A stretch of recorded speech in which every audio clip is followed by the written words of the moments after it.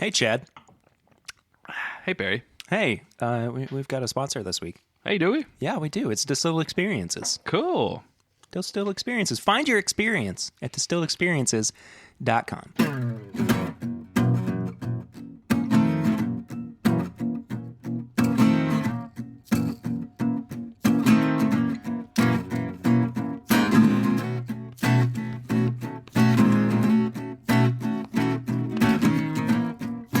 Welcome back, everybody, to this week's episode of This Is My Bourbon Podcast. I am your host, Perry, and I'm sitting down this week with none other than the man, the myth, the legend himself, Mr. Chad Perkins of It's Bourbon Night. It is none other than me. None other. I thought you were going to say it is none other than the man, the myth, the legend. Well, but to be the man, you got to beat the man. That is true. Who have you beaten recently? Ric Flair. Oh, yeah. Nature boy. Nature boy. Mm-hmm. Yeah, well, he's very old. So it was an easy fight. It was very hard. Yeah. So we start out every episode with a segment called Flying Blind, and this week, Flying Blind is brought to you by Beer Lovers of Wisconsin. Is a fantastic guy over on Instagram. He sent me a slew of Wisconsin beers, but he also sent these two little blind samples for us to try. And I figured it was only appropriate to do this for Flying Blind.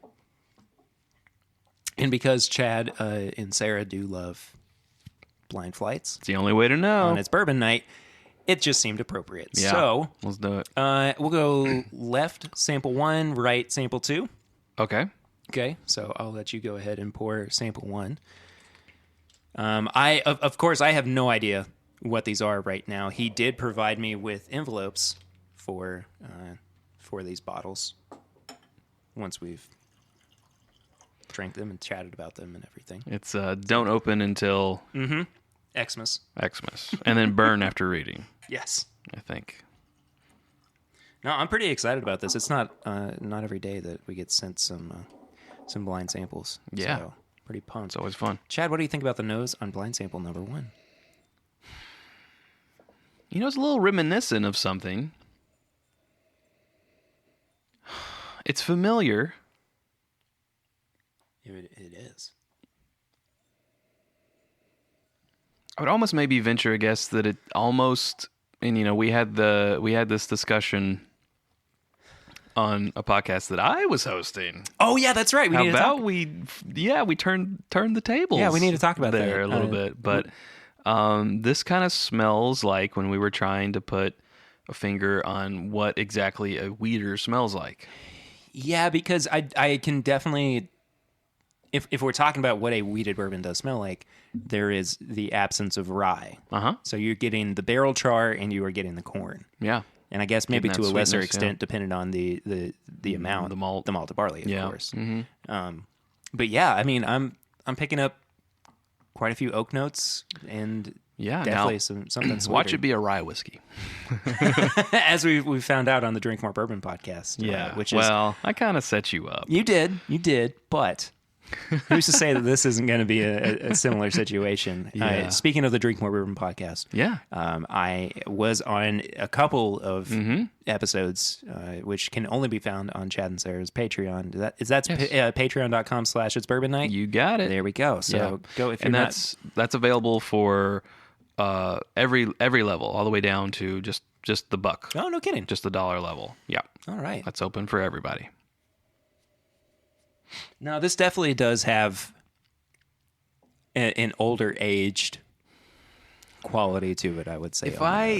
If you're twisting my arm, I would say lower proof, maybe a weeder, maybe some age to it, or maybe like some dustiness. There's not really some funk there, but I'm picking up what I sometimes get on a whiskey that's been aged a little bit. Yeah. You know, a little bit longer than typical, whatever typical is. It's weird though, because I'm kind of having a hard time picking anything out otherwise. Like that, you know, a lot of the times we're able to pick out like, you know, cherry notes and there's some, you know, really kind of blatant caramel, but there's some vanilla. Yeah. That's about it. Yeah, I know. But noses can be deceiving. That is true. But the palate, though, Oh, let's find that out. yes. Every time I talk really close to the mic, I feel like the delicious dish. On today's episode, we're going to be talking about salt. Easy. Barely. Chad, could this be an Elijah Craig barrel proof? No way. No way, I say. Did you look? No, I promise you, I haven't looked. I know. The envelopes are still sealed. I believe you. You steamed it open And they're covered over a kettle. I'm not crafty enough for that. I don't know. It did have more of a presence down my esophagus than I was anticipating, but the taste I got in the mouth,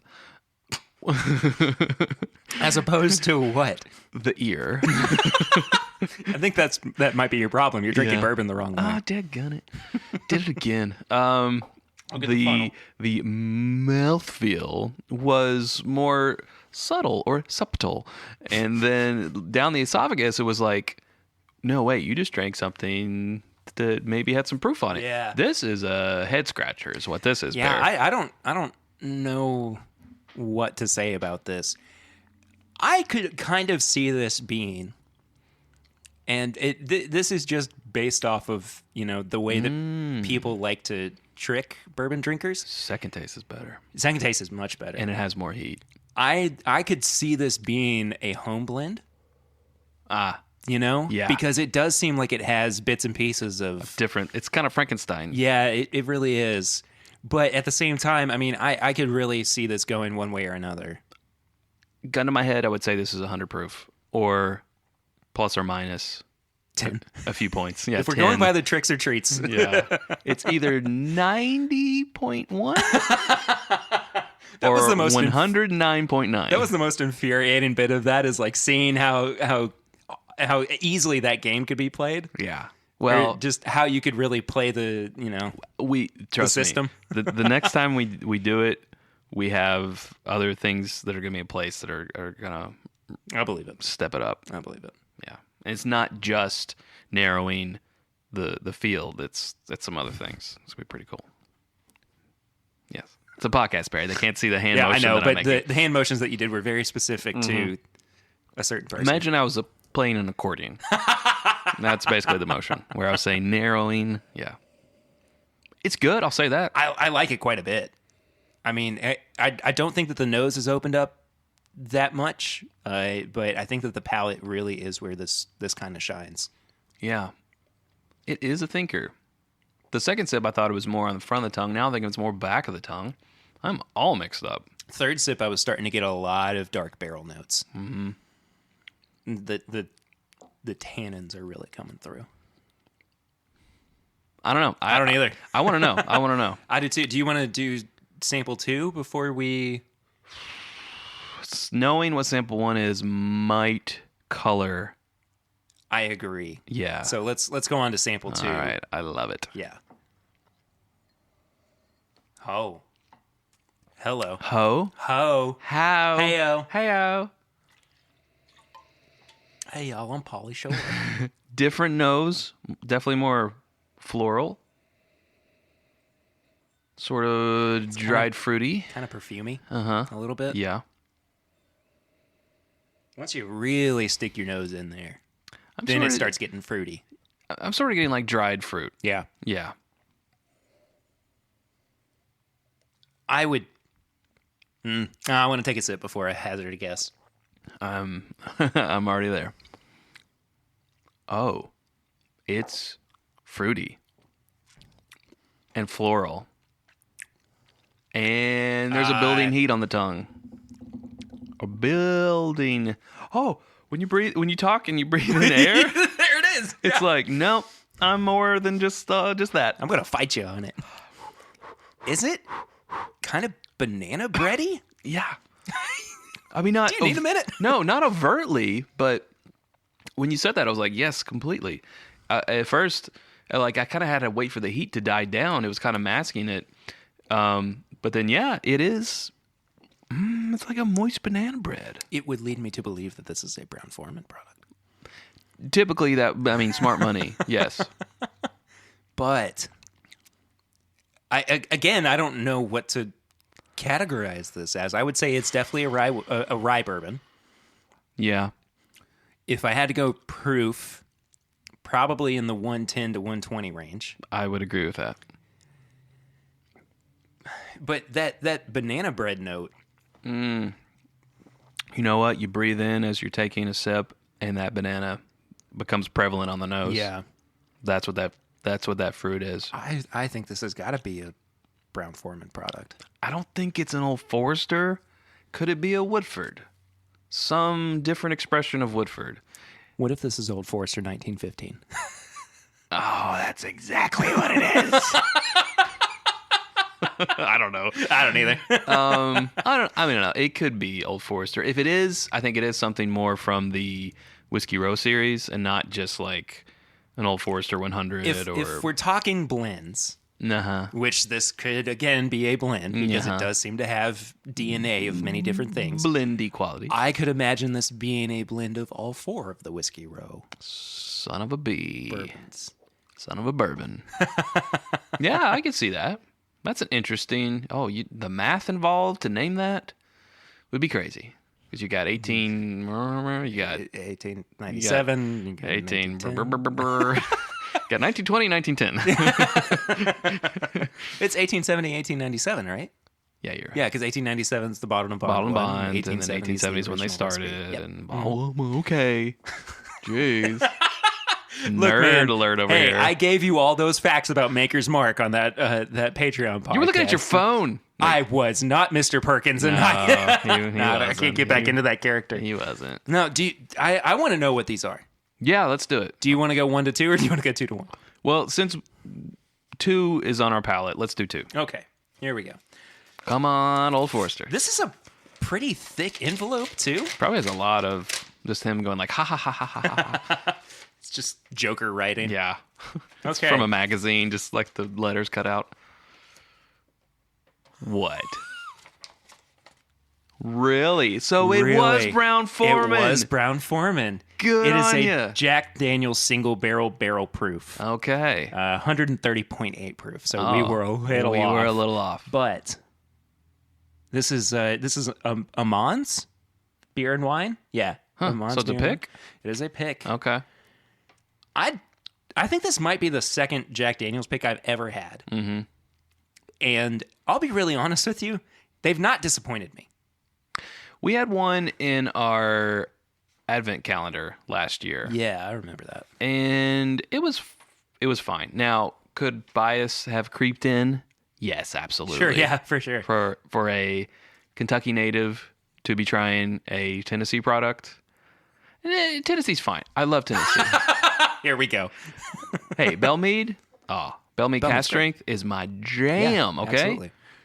But I might harbor a little bit of a thing with Jack Daniels because, hey, don't you call us bourbon. We're Tennessee whiskey. We are a category unto itself. We're not bourbon. We're Tennessee whiskey. We have the freaking Lynch. Lincoln County Lincoln process. County, yeah. Sorry, it's Lynchburg, Tennessee. The Lincoln County process. We send it through feet upon feet of tightly packed charcoal maple chips. We send it through feet upon feet of feet. A feet. It doesn't change the taste.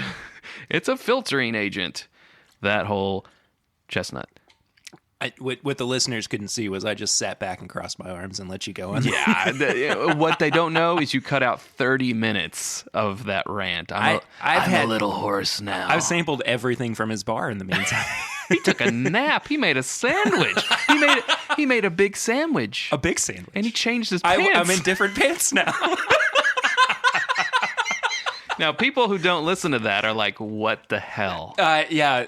I don't even want to explain it. All right, don't. I'm not going to. Let them Google it and see if something comes up. Different pants and big sandwich means. He made himself a big sandwich, and he's wearing different pants. He had, like 4 big sandwiches this week? He also went to the toilet.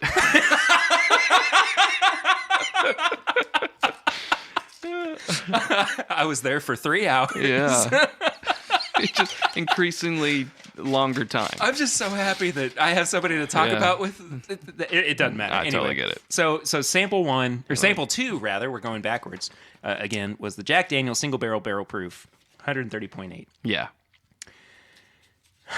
I don't know what to think about what sample one is going to be now.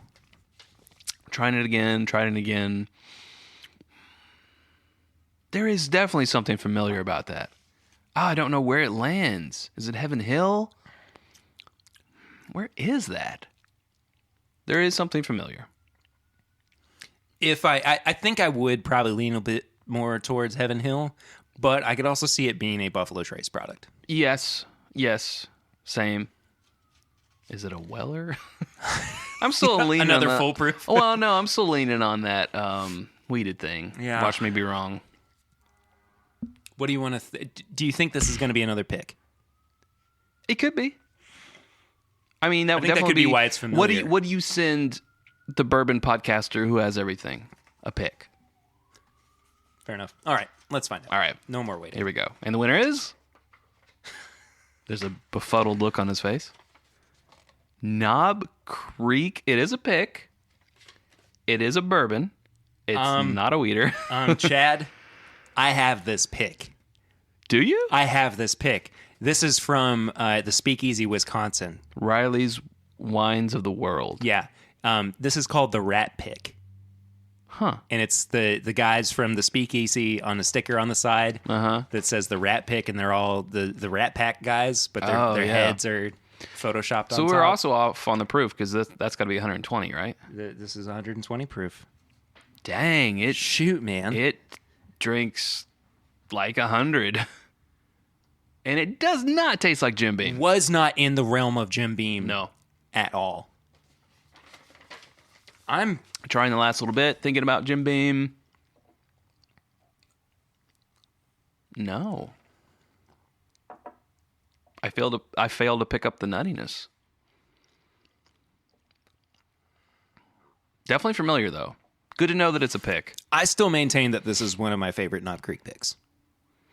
I do. Because, I mean, I've said it in the past, and having it blind, I still love it. And I think that it really... It's good. Yeah, and it still kind of takes me to different places. Sure. And by kind of touching on all those different bits that I love from different bourbons, yeah, I still maintain my love for it, my affinity for it. By saying the word bits, I'm reminded that I need to have a tips and bits. You need to so have I will a be tips thinking and about bits. that for the rest of the episode. I would guess that we might have same ones depending on whether or not you've signed up for a streaming service over the past week. I haven't.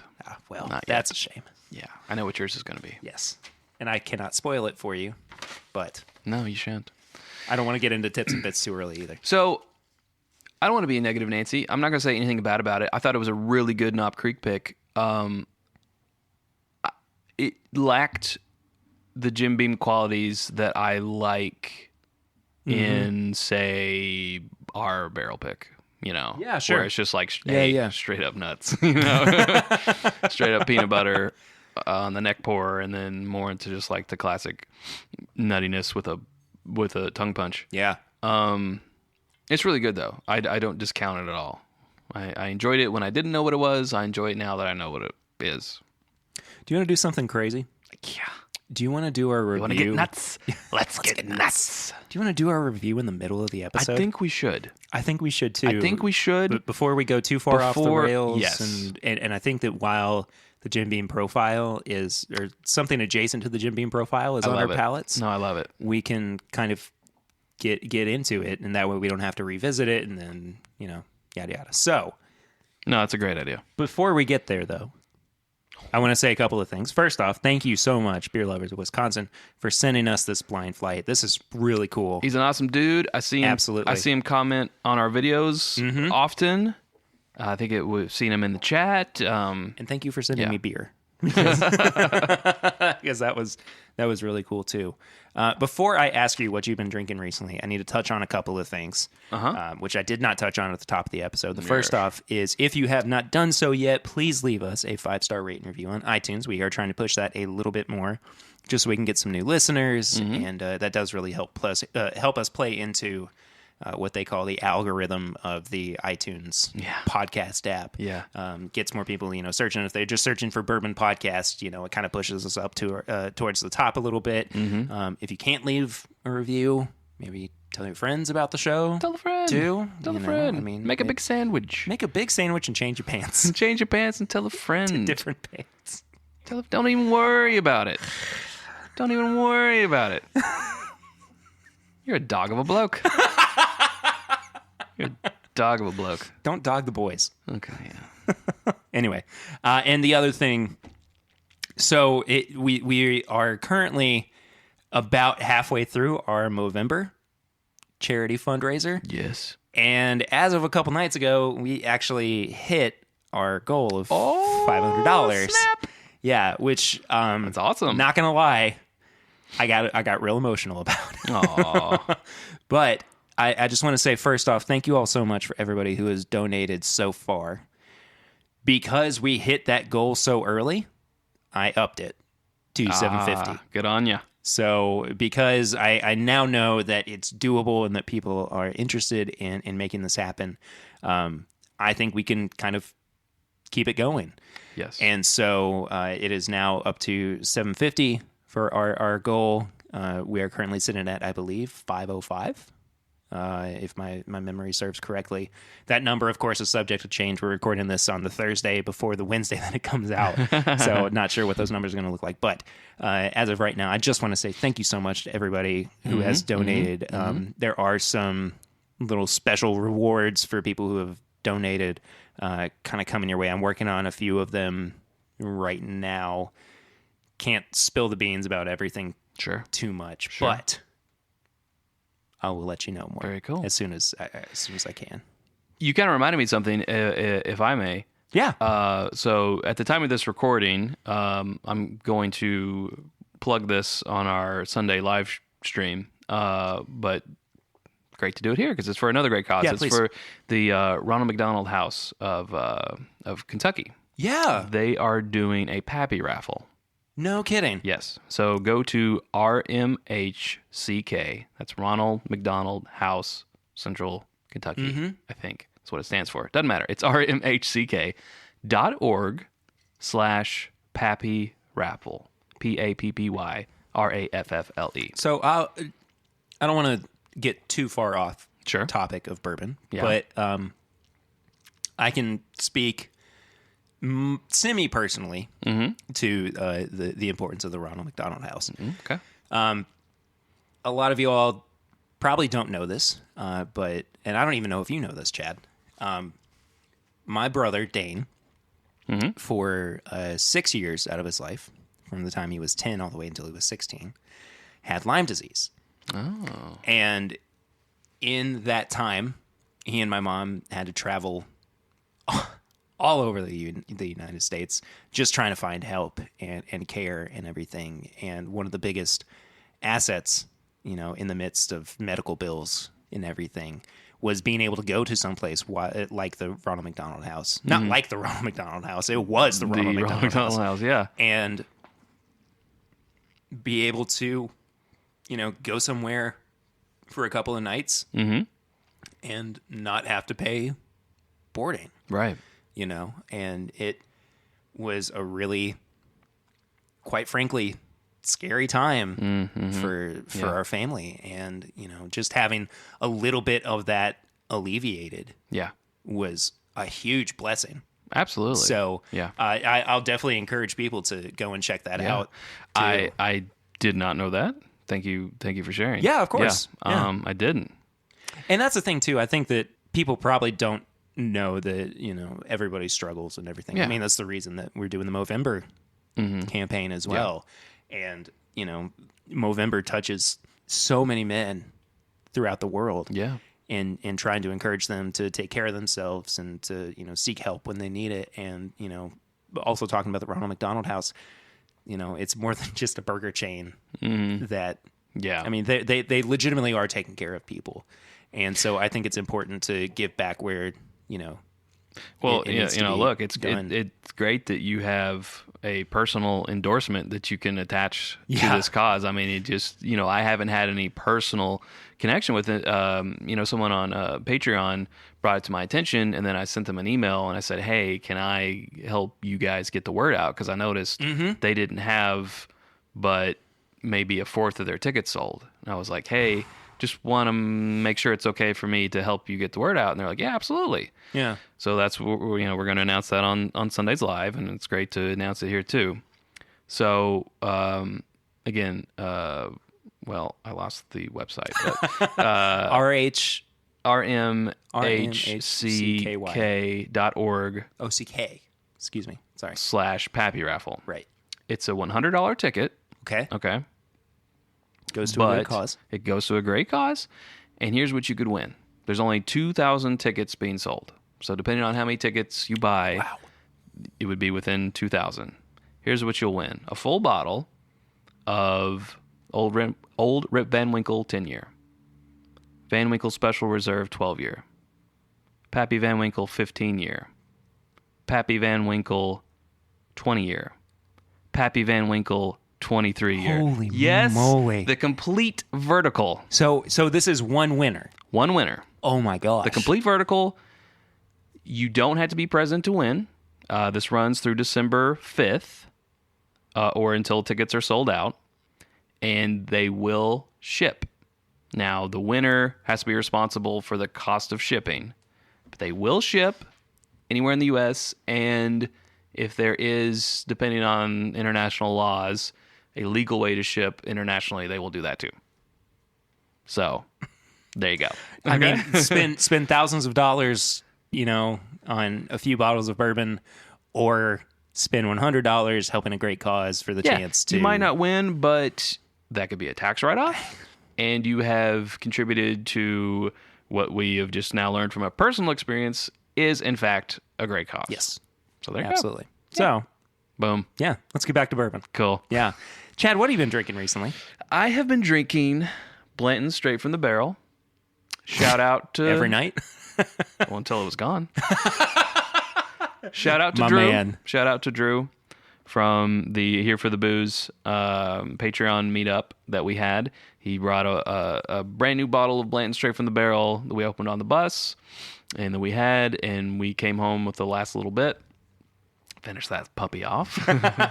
Gosh, so I'm just trying to think of the bottle kills. We had a couple bottle kills here lately. We did the Boone County 12-year lion share pick. Oh. We finished that puppy off. Oh. It was rather good. Yeah. Yes, rather good. Yeah. And then here recently, we had some unique Four Roses small batches. We did Lexington Bourbon Society event with Brent Elliott. Oh, that's right. Yeah. Where teams battled to combine any of the 10 single barrel expressions into a homemade small batch, and there was a winner. Sarah was one of the judges this year. I was a judge last year. Oh, cool. And I got to taste them, and they were amazing. So also been drinking that. Did you get to bring any of that home with you? Nah. That's a shame. Yeah, it is. That's a real shame. Yeah, but good times. Yeah, that's for what sure. I've been drinking. What you been drinking? So as of recording this, yesterday was old Papa Ritter's birthday. Mm-hmm. And a little bit of backstory. So good friend of the show, of course, Dustin Whitaker, found this bottle on. Well, am I allowed to say that anymore? I wouldn't. Okay. Well, I'll bleep it out. Found this bottle. Yes. And it was not only my birth year, but it was also bottled on my dad's birthday. And so, right? I mean, so I'm the oldest in our family. And so this would have been the first birthday my dad had with a kid. As a dad. Yeah, as a dad. So as a Papa Ritter. As a father. Yeah. I'm fine, but never mind. Anyway, so it just seemed like a no-brainer to try to pick that up. So I wound up in my possession, and we cracked it last night. Of course, the cork fell right into the bottle. Of course it did. Because that's what old turkey corks do. Yeah. And it was absolutely fantastic. Not only was it 8-year 101, it was also an export from Korea.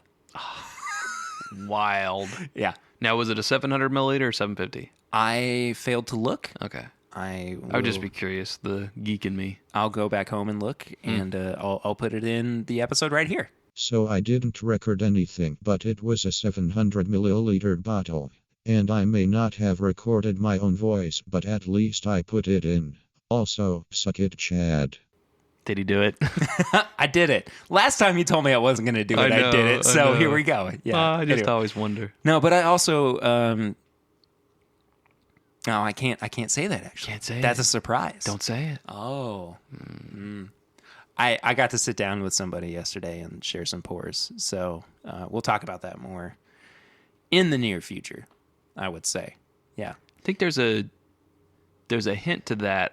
I think it happened in the Drink More Bourbon podcast where someone texted you? Yes. Yeah. Yeah. Right? That's where that happened? Yeah, that did happen.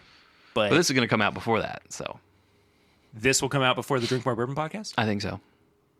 Maybe? When's this going to come out? Next Wednesday. Yeah, there's a good chance of it. All right, fair enough. Yeah. So if it was in the multiple topic one, for sure. Oh, yeah. Yeah. No, it was in the... It was in the first one. Yeah. Well, who knows? Who's to say? But I also recently finally got to pick up 4 bottles from OBC. Mm-hmm. I was on two separate picks on 2 separate days. One of them was 4 Roses, and it was a 100 proof OBSV single barrel. It actually was, I didn't even realize it at the time, but was in celebration of Malone's 20th anniversary. Which was kind of special, but then I looked at it and I was like, oh, I was there for that. But the other one was an OESV barrel proof. That's Real nice. But then I also went with them for a turkey pick, and it was a Kentucky Spirit, which actually I have sitting on the table that we'll get into here in a little bit, and a Russell's pick. Sweet. And if I remember correctly, both were Camp Nelson. Mm-hmm. I know at least the Russell's pick was. But I can't remember. I'll have to go ask Iverson or Justin or somebody and see if they remember for sure. Nice. But that's just what I've been drinking recently. Sweet. I want to be drinking this. Yeah, Knob Creek. let's drink this. This is we're doing something very different. We're doing a review in the middle of the episode. I like it. Instead, I'm a fan. And I figured this is kind of a good thing to do as well because it is 100 proof, and the other 2 things that I have are over that. Yes. Yeah, no, it's good. Especially since we just had a Knob Creek. We did. And we might get a little of a snickered the further we go. So there you go. That was pretty good. Yeah, pretty good. So this is the Knob Creek Quarter Oak, which is their I always want newest- to call it quarter cask. I It's do quarter too. oak, yeah. Which is Because weird what's a quarter oak? You know? So the thing is that they use a quarter-sized barrel. Yeah, which is a quarter cask. I got it. Yeah, I think that But I was know kind it's of also like in conjunction with 53-gallon barrels. well, yeah, right. Yeah. But yeah, so they use 1 quarter-sized barrel and blend it with their full 53-gallon barrel. Yeah, which I'm a fan of. I've never been too crazy about stuff that have come out of smaller barrels. I mean, there are obviously some exceptions, but generally, I'm more of a fan of things from the, call it full-size barrel. So I think... I'd call it that. Yeah. How brave of us.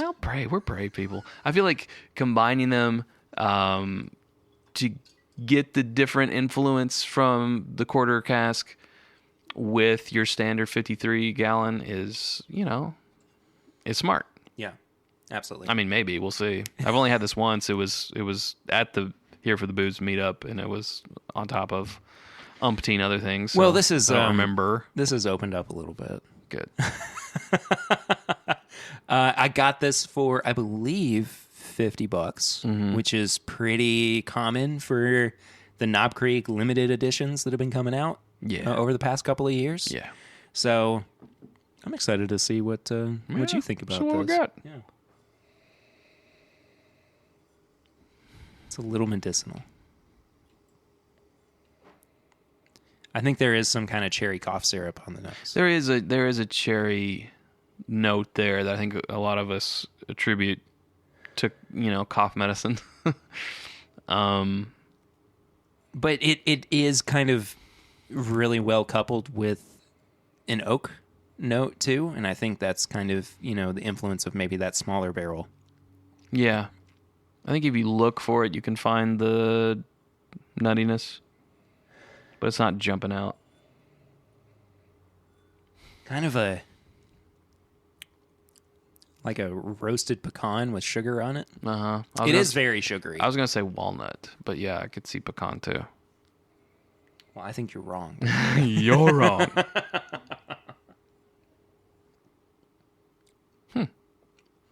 It's very light It is light. for 100 proof. Yeah.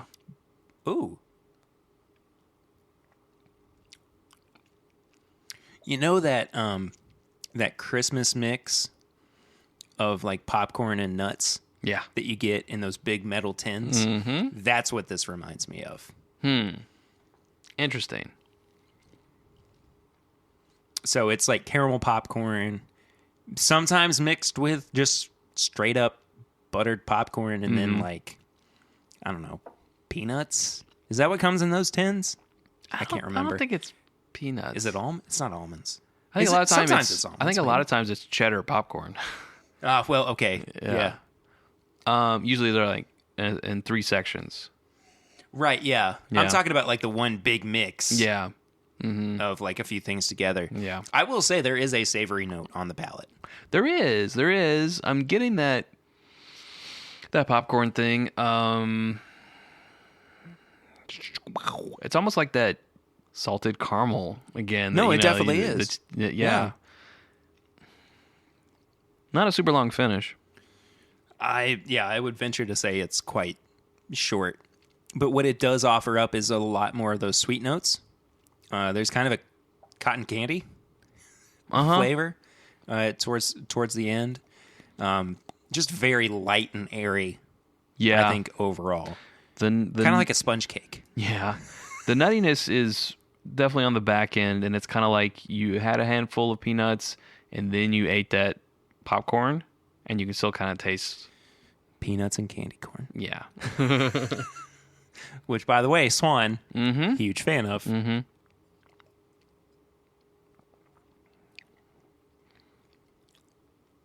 Oh, second sip. I got a little burst of lemon out of nowhere. I see that. Yeah. Yeah. Just like a little. I don't know if it's lemon necessarily as much as it is just kind of citrusy. Citrus, or it's that. Ever since you said fluffiness, or I don't know if you said fluffiness or not, but I think I did. okay, that like lemon pound cake, like it's an angel food cake with maybe some lemon type of flavoring. Of the 2 Jim Beam products we've had today, Yeah. both have been so off profile. Right. Yeah. And I don't think that is bad for this. I don't think that it's inherently a bad product. I think that it just might not be an ideal Jim Beam product. With this one, I think it makes more sense because it's 100 proof. I only say that because I had the regular 100 proof small batch yesterday with a buddy I went to lunch with, and we had that. With the 120 with the pick, it doesn't quite make sense. But that one, I feel like drinks lower proof than it actually is. Like, Yeah. those seemed more on par proof-wise. And that flavor is more indicative of what I had in just the off-the-shelf Jim Beam small batch yesterday. I could kind of see this pairing well with a savory dish. Yeah. I don't know why that's where I'm going right now in terms of my assessment, but it does seem like it's kind of meant to be a part of something greater than itself. I would agree with that. I feel like there needs to be a pairing that takes off those couple things that I'm not crazy about and complement the things that I do like. I agree. Yeah. Would this hold up in a cocktail? I don't think it would. I would like to see it in maybe not an old fashioned, but maybe more like a Manhattan. Where everything's kind of very straightforward in its presentation. Yeah, that could work well in a Manhattan. I think anything too fruit forward, it would just get lost. It would get buried. Yeah. But if it's pretty much just the bourbon and then, some other little, like bitters and so forth, yeah, I could see that working. Yeah. So we do have a review system. We do. Never full fleshy piercings. What? What? I want to really amplify that. Turn it way up in the edit. No, it's nose, palate, finish, and price. Each category is out of 5, and then we total everything up for a final score out of 20. Chad, what would you give the nose on this bourbon? I think it's right there, middle of the pack. So I would give it a 2.5. I was going to give it a 3. Okay. So yeah, I don't think that it's bad necessarily, but it's funny. I kind of liken it a little bit more to Jim Beam White Label, which is interesting, but it does kind of have... It smells lower proof. It does, for sure. But it does have a little bit more of a punch to it on the nose, but it's nothing...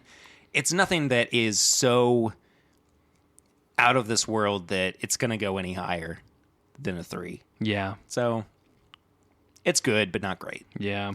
Same kind of way with the palate, where it's got good stuff going for it. We did talk about, some of the... It seems like we're talking about it more so as, what all of the ingredients make together. Yeah. So instead of it being like, oh, it's the Granny Smith apples that go into the pie with the cinnamon, and you taste the cinnamon separately. It's like, what does it all come up with together? And I think that is a little bit more interesting than breaking it down bit by bit.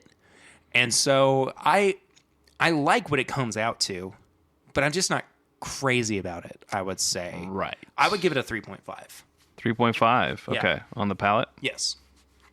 Okay. I gave it a 3. I think it's better than average, but it's... I don't know. It is what it is. I mean, that's kind of how I felt about it on the nose. Yeah. But I think that the finish is the part that I feel the most strongly about. Really?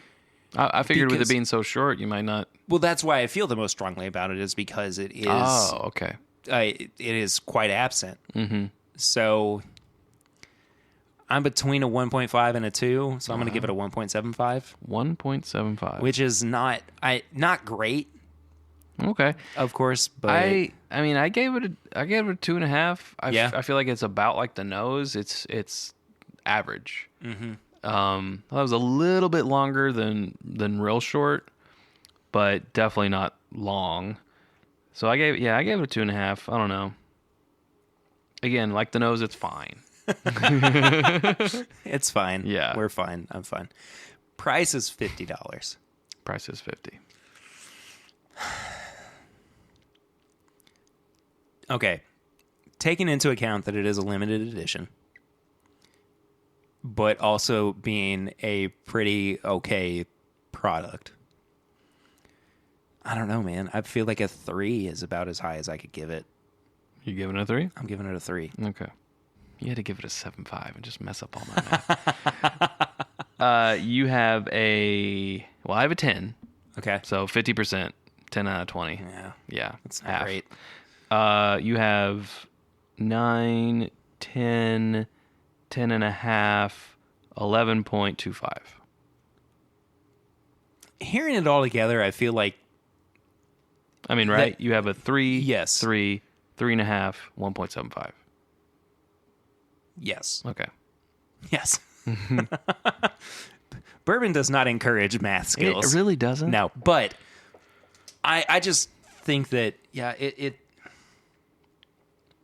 it's just a very is what it is It is what it is. kind of bourbon. And Bourbon is as bourbon does, sir. quite frankly, from what I remember, I don't think my score for Jim Beam White Label was too far off. Huh. I mean, if I'm just being candid about it, they were very similar scores, which, I mean, say what you will about Jim Beam White Label, it still has its merits. Yeah. So if we're just going off of price, which I guess in turn has to, you have to talk about the quality of the product. I don't see any merit over buying this $50 bottle of bourbon Right. versus its $15 counterpart. Well, I would say this. I would rather have the regular Knob Creek small batch or definitely Knob Creek single barrel I for the totally price. agree. Totally agree. I'd rather have that 120 nuttiness goodness.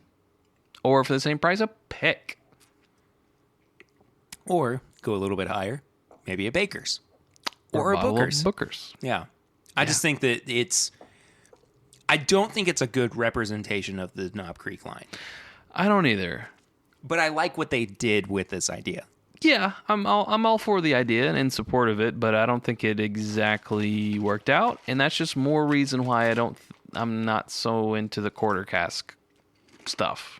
You know, good that they tried it, because quarter oak I know is the name, but they did it in a quarter cask. You know, because I've talked to master distillers about the smaller barrel things, and they're like, we've tried it. It's just so unpredictable as to when the sweet spot happens. You really have to be tasting it every day, and it's just not worth the maintenance, I guess. Sure. You know, and that was coming from Buffalo Trace, and they have 10,000 experimental barrels resting right now. Yeah. So if they're saying we experimented with it and it's just not happening, it's just not worth it, then I'm like, okay, You're right.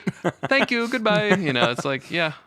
With the idea of experimental or maintenance in mind, could this have been priced higher?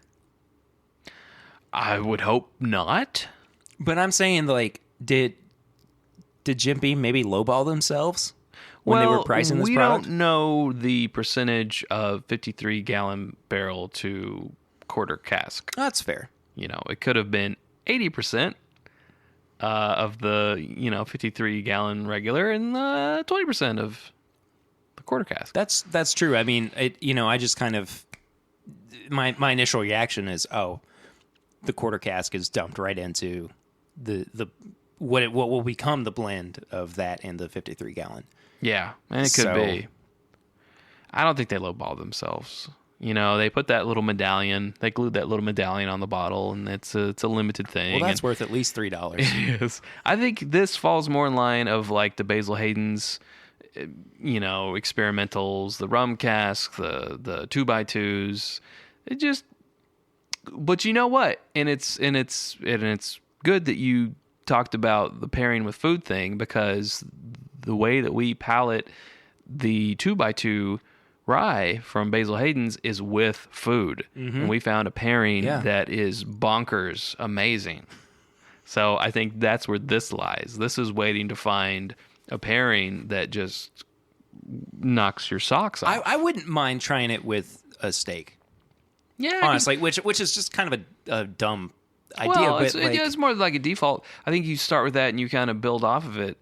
And then there's some type of combination there, whether it's like steak with a bite of mashed potatoes and asparagus or whatever, whatever it is. Right. Or it's like, I don't know, a bacon wrapped steak. There's some other variable there that would kick it up a notch. I totally agree. Take it to the next level. Or whatever cut of steak it is. Yeah, exactly. Or, It's a New York strip at medium with a shot of Cabernet. Seared in a garlic butter reduction. A little white wine reduction. No, I'm hungry. Yeah, me too. Need some more of that Chex Mix. Oh, I shot some out at you. You did. Fair enough. Yeah. Usually we wrap episodes up at this point, but I know we got more to do. We do, yeah. Like I said, I do have a single barrel Kentucky Spirit pick that I was a part of, so I wanted you to get your grimy mitts around it. I would love to check this out. Well, while we are in between pours, I figured I'd go ahead and tell you all about our sponsor for the week. That is Distilled Experiences. It is a local tour company out of Lexington, Kentucky that I have had the good fortune to work alongside. It has been founded by Nate Taylor, who is a local Kentucky boy who has a great passion for the bourbon industry and all of the wonderful merits that it brings to Kentucky, not just Lexington, but Kentucky itself. There are 2 public tours that are available throughout the week. They are on Friday and Saturday, but personal private tours can also be booked. If that is something that interests you, we cater the tours a little bit more towards what you are interested in. So say you would rather hit a couple of the craft tours, that is something that can be offered up to you.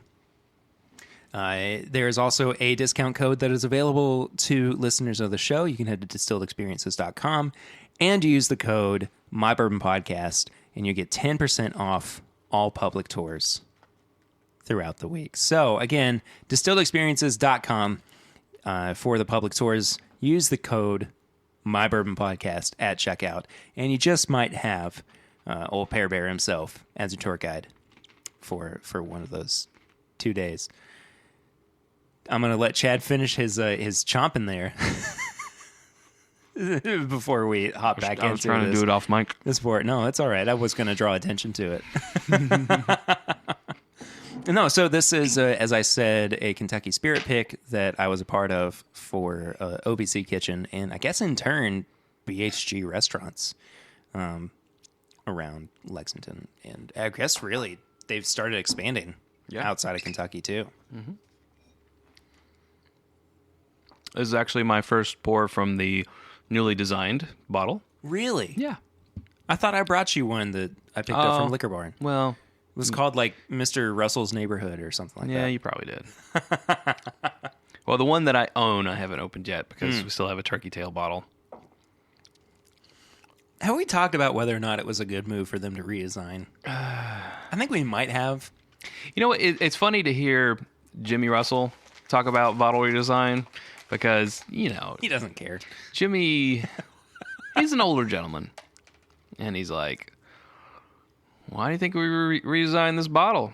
Because women go out and... I mean, he's not like, women, they get out of the kitchen and they get... Nothing hey, like darling. Yeah, nothing like that. But he's like, women find this bottle more appealing. I mean, you know, it's like he's just talking about what the marketing report says. I don't know. I think people don't start appreciating the bottle until they hear they're getting a new bottle. And they're like, but the turkey tail's so beautiful. When if you had said, tell me a beautiful bottle, that probably never would have left your lips. You know, you would be like, well, the Blanton's bottle's cool. And you know, this and that bottle. At that point, we're kind of talking about iconic versus pretty. Yeah. And I think that the Blanton's bottle is iconic, whereas the turkey tail bottle was just kind of visually appealing. It just wasn't practical. Yeah. You know? And I think that with Blanton's in their barrel grenade-looking bottle... Mm-hmm. That's a lot more feasible for production and for, you know, consumers who are trying to fit it on their shelves. Mm-hmm. But the turkey tail bottle was so oddly shaped. Well, it's shaped like a turkey tail. It was shaped like a turkey tail. That being said, I still love it. I mean, this is basically what is this the rare breed bottle or pretty similar to it? Yeah, it is. Mm-hmm. Yeah. I'm used to it now, but when I first saw a picture of the redesign, I was like, that label is just too plain. Like, I wasn't a fan of it. Now it's grown on me. You know, it's minimalistic. I get it. It's clean, but quite a departure from the turkey tail. Yeah. And that being said, the turkey tail was around for, what, near on 20 years? I mean, when was Kentucky Spirit introduced? 94? Maybe earlier than that, 91? Somewhere around there. Yeah. So, I mean, I can understand why there was a little bit of backlash against it being redesigned. Yeah. Or replaced, rather. It wasn't really redesigned other than the label. No, yeah. They just took a different label and slapped it on a rare breed bottle. Yeah. But I get it. Yeah, I get it. I mean, Yeah. It fits on... well, it fits on the shelf better now. It does. It has single barrel on the neck, and a neck tag.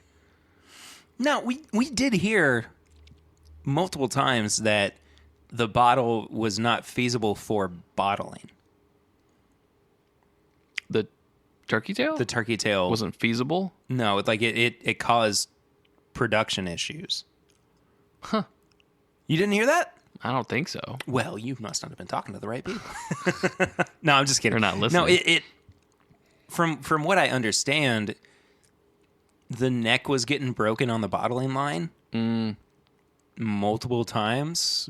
So, I mean, I guess go with something that's a little bit more tried and true. Yeah, substantial, yeah. What do you think about this? You've made some faces and noises. Well, the nose was atypical, I felt, to turkey, but the taste is really solid. I like it a lot. It's, the thing about turkey that you could say is, I feel like a lot of times they taste over what their proof is. Like, this is 101 proof. It's 1 point higher than a bottled and bond bourbon, but man, it drinks. It drinks over its class, you know? Yeah, it's sure. Yeah. It drinks pretty exceptional. If I remember correctly, when we were picking the two expressions that we chose the Kentucky Spirit one because it was lower proof and it was going to lend itself a lot better towards being bottled at 101 while still maintaining the flavors that we really liked. Whereas the Russells that we picked, I honestly, if I remember correctly, it came out of the barrel at 111 or 112. So there wasn't a whole lot that was going to be added to it. And so it was still really, really going to maintain what made it as exceptional as it was. Yeah. And I think that, we were tasting this and everything was kind of popping out at us, and it still had... It seemed like it could be curbed a little bit. And I really do feel like it's a really exceptional example of what a Kentucky Spirit pick can be. Yeah. But that being said, if we're just kind of talking base level about Kentucky Spirit picks, they are essentially a single barrel version of Wild Turkey 101. Right. Which, when I first heard that, I think my brain did a backflip because it realized that it was a thing that could... You think for the $50 it would be older, and it might in some cases. Do you remember what the age was on this one? I can't. I couldn't tell you. Yeah. I mean, with Turkey 101, you're of course getting a batched version that contains 7, 8, maybe some 9 year. Now, like this past year, we had some 12-year. Right, some 12-year. In there. Thanks, Long Branch. Yeah. With this, you are getting, with a single barrel, obviously, it's going to be a definitive age. Yeah. And it's this exact same proof. The exact same mash bill. The exact same stuff. It can come from the exact same warehouses, even. It is impressive. And, speaking again of the Halloween episode, that was one that Sarah blinded me with, was Kentucky Spirit. And I remember my reaction being like, what is this? This is really good. I really like this. Yeah. And then she told me it was Kentucky Spirit. I was like, what? Well, I mean, it makes sense that I like it, but I didn't think I liked Kentucky Spirit that much. Yeah. Wow, this is a really good pick. No, I think that it was... And that is, in part and parcel to everybody that was on that pick. Uh-huh. I mean, Iverson, of course, who we've had on the show before, talked ad nauseum about. And then Justin, who is I believe their spirits director there too at OBC or really BHG. It wasn't like you just looked at the room and go, hey, you're going on a pick tomorrow. Mm-hmm. I mean, it was well curated. Yeah. For making sure that the end product was gonna be quality. Yeah. So I think that this is a really good example of what Kentucky Spirit picks can be. Mm-hmm. And I feel like they're kind of slept on right now. Yeah, for sure. I mean, they're sitting on the shelf a lot longer than Russell's picks are. And I think that it might just be that people don't know what it is. Mm-hmm. I mean, I legitimately didn't know until, probably the beginning of this year.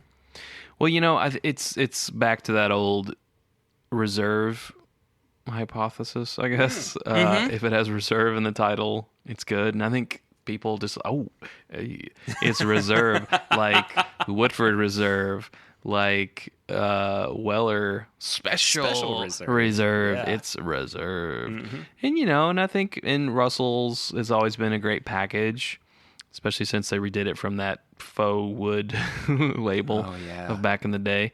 And I think it just looks more attractive on the shelf. And it may have been because they were getting overlooked that they did this bottle redesign. I don't know if this bottle redesign is going to help them. I still think it would be overlooked. It looks pretty plain. Yeah, I think that's just kind of the general hypothesis. Is until you get a Matthew whatever. McConaughey picked Kentucky Spirit, I don't think the general public is going to really be looking towards this. I'm not going to say that I wouldn't want to try that. Even just for shock value. Sure. Right? I mean, I don't know what the guy's palate's like. I mean, clearly we have... Long Branch is the best tasting bourbon he's ever had. So say he. Now, he's also apparently the creative director of Wild Turkey. Okay. He says that's the best tasting whiskey he's ever had. And it's just not for me. I don't think it's for you either. It's not for me either, no. Yeah, it's not. It wasn't made for us. No. It was made for people who maybe you were thinking about getting into bourbon. Yeah. Anyway, this is a good bourbon. No, it's good. I like it. I like it a lot. So I'm going to be intentionally vague about this last one. Okay. I can't divulge too much information about this. I will say that this was given to me by a friend. It is a limited release. It's something A mutual friend. A mutual friend, indeed. This is something that I did not expect to have in my possession. Having sampled it before, I was pretty enthused that I could look up on my bar and go, oh, there it is. There it is. Yeah. I'm gonna let you go ahead and pour this. We'll talk about this more soon. Not necessarily this episode, but That's what you gotta do. da da da da da da da da da. That was the exact cork pop from the podcast intro. It definitely was. Every now and then I get the Every now and then I get the same cork pop from the uncorking videos. Yeah. Which is fun. And then I immediately go da da da da da da da. Yep. It's Bourbon Night. Hello, I'm Chad. You know what I almost suggested for the Patreon recording of the podcast that we did earlier? Yes. I almost said, "Hey, bring your guitar over. I'm gonna grab mine, and we're gonna figure something out Oh, we should have. some other time." Yeah, no, for sure. Yeah. So it's funny that you say that. Nobody cares about this, but I'm going to say it anyway because I'm really excited about it. So my first acoustic guitar was an Alvarez Regent. Kind of the lower end, but still appealed to, if you didn't have a whole lot of money, but you wanted to, get something that was similar to, at that time, like Martin guitars. So I had a Dreadnought, the big body acoustic guitar, as my first acoustic. So, I'm 13 years old and, reaching around like it's a massive guitar. Yeah. And I always wanted a smaller body version of that because it sounded great, but I wanted something that fit me a little bit better. And this is now going on 12, 13 years. I've picked up today, a 00 version of that guitar. It needs work to it and everything, but I haven't been so excited to pick up a guitar. Oh, show me a picture of it. Yeah, since I found this one. And I mean, it is Nice. very much a project guitar. Yeah. I mean, like I'm honestly going to like drill the hole for the pickup and like, you know, set the action and everything and make sure that it's to my liking, which I've never done before. Nice. But this is my next baby, my Sure. next project. Yeah, Is, you yeah. know, really putting the time and the effort into it and not trying to rush it and Nice. everything. And anyway, when that gets done, I'll bring it over and Yeah. we'll, you know, Yeah. record something for your Patreon. No, that'd be good. Maybe mine as well. Yeah. I have one acoustic, and it is a solid body mahogany Tacoma acoustic. Mahogany. Yeah. Tacoma. Tacoma, Washington. Is that their own? I almost said distillery. Yes. Is it that their a own distillery. their own shop? Like, or they Yeah. made by? Yeah. Okay. Yeah, located in Tacoma, Washington, from Washington trees. Yeah. That's really cool. I was actually, at the time, I was between like a lower end. It couldn't have been a Taylor. Those are too expensive. What's another brand that's sought after in acoustics? Martin. Oh, okay. Yeah. I just talked about mine. Yeah. Yeah. It Bourbon. was yeah, it's a bourbon. It was a Martin, kind of a base entry level Right. Martin, but I went and played this Tacoma, and I was like, I like this one better. So I ended up getting it. Yeah. And well, I like it. I think, you know, most days out of the week I'm more of an electric guitar guy. Yeah. But even then, you and I still different. We still differ. That's what I was looking for. There you go. We still differ on what kind of electric guitars we go for. I mean, I'm much more of a Strat guy. Well, my first electric was a Strat. Okay, I have two Strats. but don't you see? I'm the Strat without the humbucker. I have a Strat without the humbucker, but I like that humbucker because I feel like for distortion, the single pickup is just too noisy. See, if I'm going to go for a humbucker, I'm going to go for a Gibson or you know, Sure. I would rather. I mean, it's the same thing. That's why we have different bourbons. Mm-hmm. Anyway, back to bourbon. By the way, Back to bourbon. Ooh. Uh-huh. Ooh, that's good. Oh, it's not bad. Oh, that's good. Oh, it's not bad. While still being intentionally vague about this, it is in the upper 120s in proof. I was just noticing that. This is not the first release Nope. of this product, but at the same time, still kind of a heritage brand, Yep. I would say. And it's something that is, I would say, pretty near and dear to the heart of this podcast, too, because I can't say too much without giving it away. I mean, there are reasons behind it that we'll talk about in the coming weeks. But this is Ooh. that's the best way to put it, is that it's just a punch of flavor and just deliciousness. Wow. I think I'm going to save Good. the rest of this for Sarah. Will she be home soon? Yeah, pretty soon. Well, then she can have her own pour of it. Well, okay. I won't disallow that. I mean, I'm actually, she's at you can cut this out. She's at a work event, so she wasn't completely like a mandatory work event. So she's not completely sure when she's going to be home. It might that's fine be within the next 20 minutes. It might be an hour. I don't know.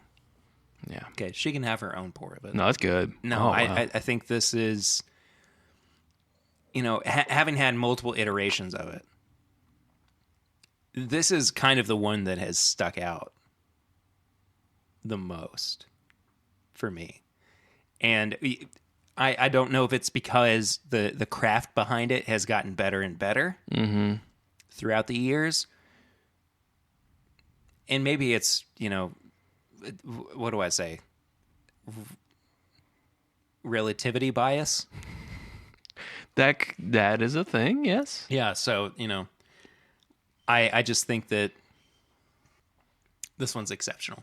It is really good. I know we're being very vague. I'm sorry. This makes for great radio, but I think that this was done very, very well. I agree. I concur with that. Well, Yes. here's the sound of the bottle. Oh, and glean from that what you will. Shake it around, Chad. Oh, you know what? That sounds like Wait, here's the cork pop. That speaks volumes. It still sounds like the podcast intro. Boom. Yeah, it does, doesn't it? Anyway. No, I figured there's lyrics to that song? Really? Yeah. Oh, damn. No, I figured this was a good one for us to kind of end on. And we'll get into tips and bits now that we've wrapped everything up. You completely forgot, didn't you? I sure did. Well, then I will... No, I got something. No, okay, well, then I'll let you go first. Okay, cool. My tip and/or bit is His Dark Materials. I'm so excited for that show. Hulu. I think there's only 2 episodes out at the time of this recording. We've watched both of them, and I'm in. I'm in for it. I'm in for the ride. Have you watched Watchmen yet? No, I think I'm gonna wait, maybe for the whole season to come out.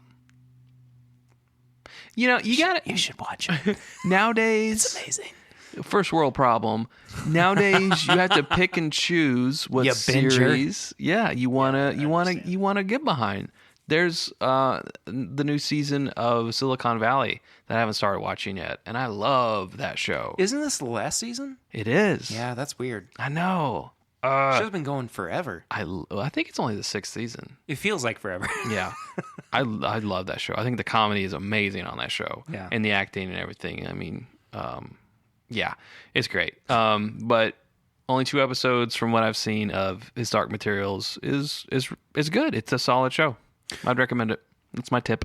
Well, mine is another show, The Mandalorian on Disney Plus is. I knew it would be that. Outstanding. I mean, it's I one hear of that's the. like what people want the movies to be. I'm totally on board with that. What's your opinion of The Last Jedi? No, we've talked about this. We're going to talk about it again. Oh my gosh. No, that's fine. Should we do another one when the Rise of Skywalker comes out? I think we should. Is Bill will be on it. Is he going to be on it? He will be on it. Please just allow me this so that everything can come full circle. Much like the Way of the Jedi. Can we call the episode The Rise of Perkins? Yes. That sounds dirty. Well, now it does. Yeah, sorry. Anyway, no, I think we should, even if it's like a bonus episode or something, I feel like it's something we should. I mean, listen, I hope I love it, and then you got 2 people gushing about it. See, I don't even hope that you love it. I just hope that you have a strong enough opinion on it to be able to say, yeah, it's fine, or whatever. Or it's just a movie. Okay, that's done. Yeah, it's just a movie. Worst movie ever, best movie ever, or it's just a movie. Or it's just a movie. Yeah. No, I think that we should. I'll probably go to the toilet during it, make a big sandwich, and wear different pants. Chase your kid. Yeah, chase my kid. Make a tram meme. Yeah, exactly. Now we're really getting niche. Yeah, we are. This podcast is going to be for nobody. I feel like at this point. It's time for an ad. Do you like ads? Movement watches are both Casper stylish. mattresses. Casper mattresses. I've been a fan of HelloFresh for 6 years now. HelloFresh is. Anyway, let's wrap this show up, shall we? Yeah. Chad, first off, thank you for being on this episode. Oh, my pleasure. This has been a long afternoon, but a fun one. It's been a great one. It's been good. Good way to spend a Thursday. Yeah, I totally agree. Where can people find you on social media? YouTube.com/It's Bourbonite. The big one. You can hit that big O subscribe button and an angel gets its wings. You know, It's big. It's big. red. Yeah. It's Another third qualifier. Yeah, it's another thing. Rule of thirds. No, we'd love to have you as a subscriber to It's Bourbonite, youtube.com/Bourbonite. We have a Patreon, patron. I forget. Patreon. Yeah. It's patreon.com/Bourbonite. And that's where you can hear you, Perry, on the It's Bourbonite Patreon only podcast. You can hear Swan on the Patreon only podcast. Swan. Myself and Sarah. Do you know he's flying south for the winter? I heard. Yeah. Yeah. A little Swan Yeah. going to Capistrano or something. I thought it was Martinique, but all right. I don't know. Instagram, it's Bourbonite. Facebook, it's Bourbonite. Twitter, it's Bourbonite. It's Bourbonite. It's Bourbon Night. It's Bourbonite@gmail.com if you want to send us a mail piece. A mail piece? A mail. Which part of the mail? Any part. Left arm, right arm? Any of it. Chain mail. We take all sorts of mail. Yeah. Oh, and whiskeyambitions.com. The only thing that's not, it's Bourbonite. Whiskeyambitions.com is our store for merch. It's a Thursday afternoon. Thirsty Thursday. All right. If you want to follow up with me, I am at PRader1492 on all social media platforms. If you want to follow the show, it is at My Bourbon Pod on Instagram, Facebook, and Twitter. If you could, as we said at the top of the show, well, close to the top of the show, give us a 5-star rate and review on iTunes. That would be super, super helpful so that we can get new listeners pushed our way. And if you cannot give us a rate and review, please let your friends know about the show if you think that they would enjoy our conversations and finding out more about what it means to be a bourbon drinker in this community. Start a grassroots campaign. Yes, please. Where you tell people. Yeah. We'll have a GoFundMe set up in a couple of weeks. Yeah, for sure. If you have not yet joined our Facebook group, you can head to facebook.com and search for This Is My Bourbon Group. There's a lot of in-jokes I've recently noticed, but if you want to be a part of those in-jokes, there's no better place. Now, that's what you call an inside joke? Well, An in-joke. An in-joke. Interesting. Well, I only have so much breath left in my body. You're just trying to conserve I'm characters. really trying to conserve. That's why I call you C-Perk. Oh, thanks. I add syllables. It is helpful. Because Chad is just too... It's too one not note. Specific enough. I'm going back on that claim. No, we have lots of inside jokes, but if you want to hang out and learn more about what's going on and get those in-jokes. Get those in-jokes. Now I feel dumb for even saying Well, I thought you said end joke, and I'm like, in-jokes. Well, it's so bad that he has ended the joke, which I was like, oh, that makes sense. No, that checks out. That's just my nature. No, that checks out. You can check out all of our apparel and merchandise at bourbonshop.threadless.com. We do still have a free shipping promotion going on for our 100th episode anniversary. So again, bourbonshop.threadless.com. If you have questions or comments, you can send them to thisismybourbonshop@gmail.com. We would love to hear from you if you'd like to send anything our way so we can find out what it is that you love or hate or don't care for about this podcast. Or loathe. Or loathe with your entire being. With every fiber of your being. You and your friends.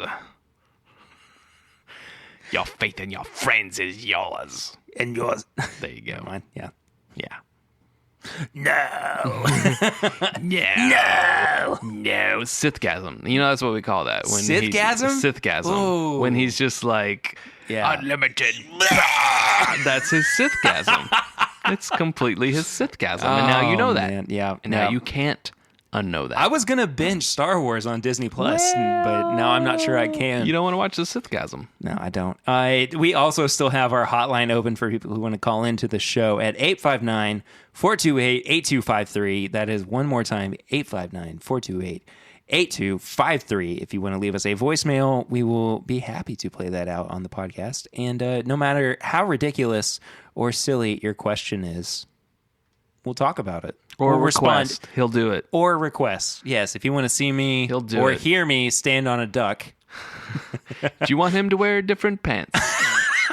He'll do it. Do you want to hear me make a big sandwich? Big sandwich? I will make And chase the a kid. biggest sandwich. He'll make 4 big sandwiches. I have no kid, but I'll find a kid and He'll chase find him. a kid, he'll chase him, he'll make him big sandwiches, and he'll change pants. Please don't send me to jail. And last but not least, patreon.com/mybourbonpodcast for as little as $1 a month. You can become a patron of the show.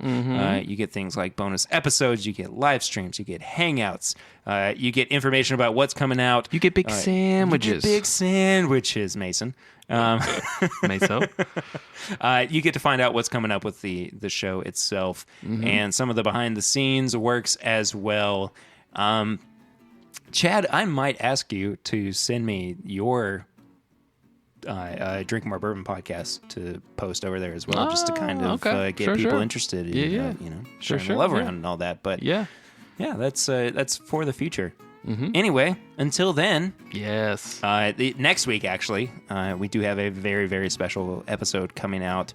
If you have been aware of anything going on in the Whiskey Tube community, you know that Beagle Rare is making its rounds. Yeah. And Chad, I actually just found confirmation. Oh, good. That you yourself good. will be a part of that. Oh, to that thread that we never responded to because we were too busy. Yeah, you had a wedding and 1,000 other things going on. All those notifications on Instagram. Yeah, I actually, I'm your biggest advocate, apparently. Yeah, sorry. You're included in that as well. But Cool. Beagle Rare We'll do that. will be landing in a week. The Beagle is landing. Chad, just reminder, popped in my head. Movember and Yes. Ronald McDonald House, ck.org/Pappy Raffle. rhmck.org/Pappy Raffle. Probably. Yes. Just listen to earlier in the episode. Remind yourself. Yeah, I'll throw a link in the description as well about that. And There you go. also you can find the Movember link down there as well. Chad, thank you so much for being here for this episode, pleasure. which was weird and wild and Wacky. another W word. It was. Wacky indeed. Wacky. Yes. I will see you next week, but until then, I am Perry, and this is My Bourbon Podcast.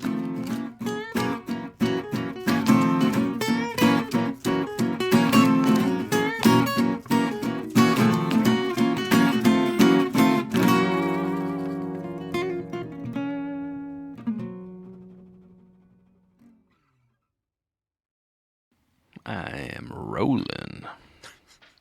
Are you rocking, though? Yes. Rolling with the homies.